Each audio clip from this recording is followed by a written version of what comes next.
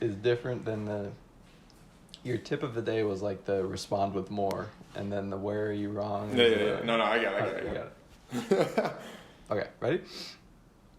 This will be good, yeah? Mm-hmm. Good? Dan, it's like episode 11. First day of school for my boy Slick. How are we doing, man? I'm excited to go back to school. Just kidding, I'm teaching. But. Attaboy. You're looking good. So where am I wrong? Tell me this one. So there's so much content being produced today. Every Joe Schmo from Dan and Slick to Bob and Rick are making a podcast or making some sort of web show, Netflix, what have you. The only way that we're going to be able to deal with this content intake, and you can't do it productively, is with 2x speed. I'm not saying it's just out of personal interest. We need to find a way to listen more quickly, digest information more quickly, and 2x is the way. Where am I wrong? So I think what people mostly do when they're overwhelmed with inputs is not speed up the inputs. Like, if you're like, oh my gosh, I'm just so full. You know what I should do next time? Eat twice as fast. Like people don't do. They just stop eating so much. So I think people just like kind of tune down like the information. I think I keep chipping away till we get to the other side. You know, just like keep busting through. That's the only way to get there. Yeah, no, I agree. That's a very good analogy, a very good counter analogy. I think that even from news articles to, I mean, there is a way, because if you think about the way that we actually watch today, it's like if you watch a show for an hour, you only remember like 3 or 4 things, right? Yeah, like you have 3 or 4 key takeaways. And you can still get those key takeaways if you watch something in 2x, or if you listen to something in 2x, if you listen to an audiobook in 2x, if you listen to a podcast in 2x. It's like you're not going to remember everything verbatim. I agree with what you're saying as far as like I think experience is important, but I think there's so much good stuff today too. That's true. But another thing to tear down this argument of yours is, I think a lot of people like what people like about watching a good show is like it's not what they get out of it. It's like literally the numbingness, like the experience, like the dopamine experience of being immersed in it. So it's like they don't want to speed up the immersion. The immersion's like what it's all about. So they would actually maybe 0.5x is the way. Right. Yeah. Yeah, I guess it depends on, I think, yeah, I guess that goes back to like the idea of enjoyment of content versus like the functionality of it. Yeah, like, I think that's more on the functionality perspective versus enjoyment. Big time. I think, who's got time to enjoy things these days? Come on, what are we doing? Exactly. Okay, so lots of fallacy time. So we have a political ad season. So here's your political ad. So we have this guy who says, oh my God, my opponent, he supports more funding for education. You know who else supported that? Adolf Hitler. And so he educated the German people. Exactly. Anyone that wants to educate is bad. Exactly. So what's the fallacy here? Some sort of like transitive property fallacy.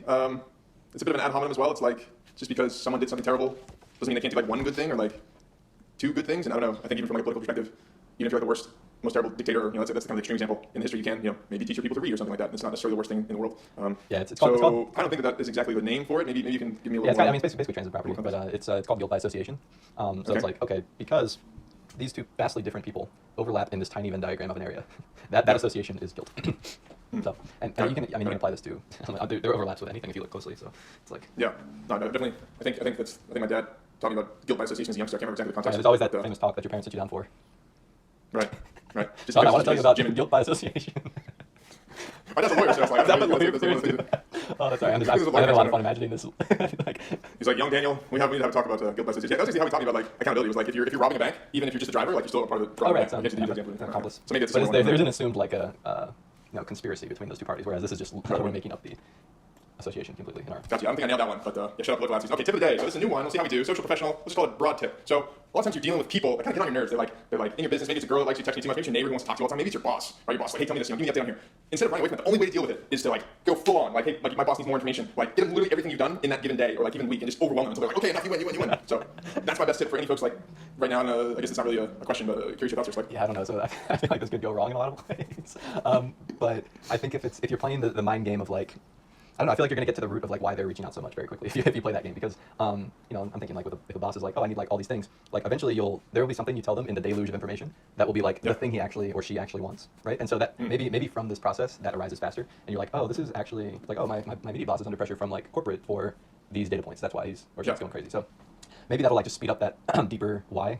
And like how it becomes unearthed with relationships. I think that's kind of like a scare tactic because you're not in any sort of it depends on the length of the relationship. You just met somebody and there's not relationship. It's more just like maybe you got a little hinge crush that's like So that in that situation, I feel like there's no real social norms because like there's no investment on either side in the future of whatever. It's like, hey, if it works, it works. If it doesn't, like I was thinking that because like I used to deal with my boss when like working in sales, like you want to know, you can get so into the nitty gritty on like details of sales, like what was the average call time, what was the number of dials, what was the the meetings, and it's like overwhelming. And this also makes me think it's a bit of a Trumpian tactic too because he kind of does it with like the media overflow, and I don't know exactly how to handle it, but we can say that for next time. Yeah. Okay, Magic Wand. So the Olympics, unfortunately, were canceled this summer. Right, what a bummer. Right. World Cup coming up in a couple years, but these are some really big international events with countries competing, which is a little different than like corporate sports teams. So your Magic Wand, what's the next great international competition that brings people together? Because I think sports it's a little barbarian. I think we can come up with something better. So I want to hear. You think? I was the first thing that popped in my mind was it needs to be more on maybe not barbarian, but like more like physical. Like it would be going back to the free soloing, international free. Yeah, it would be like proper like Hunger Games type shit. Like I feel like people are just becoming more and more desensitized these days with. So what's your so much shit just so readily available? I don't know, man. It's so tough to entertain the masses. There's so much stuff to see. I guess it goes back to what I was talking about with the 2x. I don't know, man. The next Hunger Games is the first thing that pops in my brain. I don't know. I think that there could be some sort of way to negotiate that. Maybe some humanitarian issues. I think. So I think there could be. I actually have an opinion on this one, kind of. Okay, yeah, so you know how like they always get in trouble for doping in the Olympics? I think we should just Yeah. have a no holds barred like competition where like, hey man, genetic modification, hormones, I don't care. Let's see how fast a human body can go.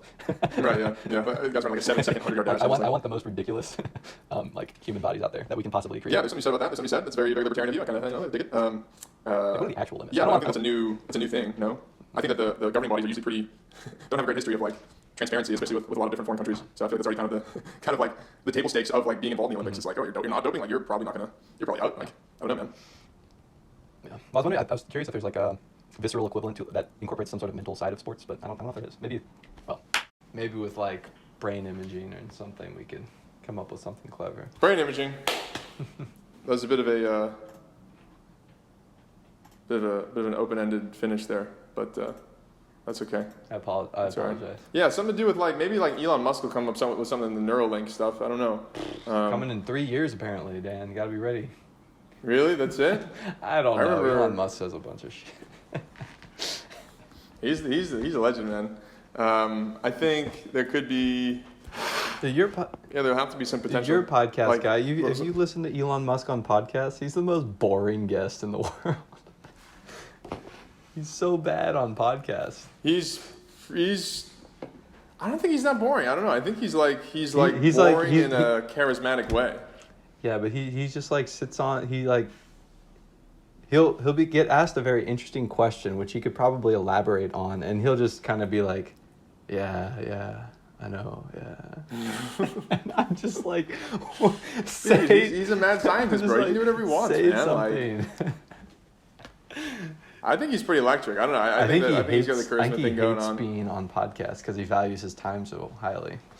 I think he just hates. Yeah. I can tell he just like. Well, then he wouldn't do it in the first place. I think no? he gets boxed into them. Somehow, yeah. I know, yeah. He's just got a outrageous brain. Yeah, I think he's pretty good on podcasts. Like I've just seen him on the Rogan Experience twice. Stop. Those are the ones I'm talking about. Oh, cringy levels. You Really? need to, yeah. I thought he was pretty Compared good. to other guests, oh man. Yeah. Anyway,